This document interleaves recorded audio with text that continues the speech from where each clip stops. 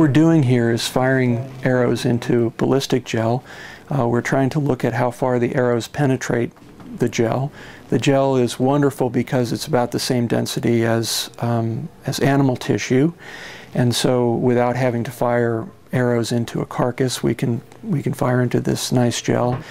And we're trying to understand how far arrows that are tipped with a stone point penetrate versus those that are untipped, and how much damage the stone tip points do to the gel compared to the ones that are untipped.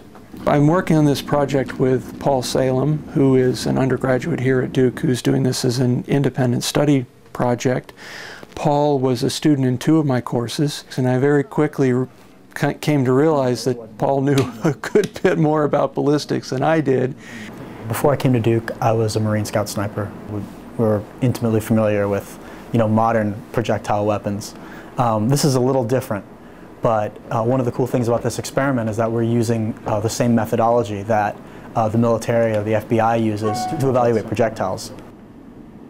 One interesting thing is that ever since people have been hunting with projectile weapons, they seem to spend a lot of time making very small and symmetrical projectile points, like this thing here. It's very common. A lot of people pick these up and call them arrowheads or whatever. Some of them tipped darts that were propelled with a spear thrower. Some of them probably were arrowheads. But people spent a lot of time and effort collecting good quality stone to make these things and producing relatively small points that are very symmetrical in shape. And there's been some recent experimental evidence which has raised some questions about why people are bothering to do this. So the question is, we see stone tips everywhere. Why make them? They take time, they take effort. What's the point? No pun intended. What we're doing with the crossbow is we want to send these arrows into the gel at with a known amount of force, so with a known velocity. The only difference will be the geometry of the tip. And what that's intended to get at is there going to be a difference between a stone tip projectile or one that has no tip, has no stone tip? It is just sharpened wood.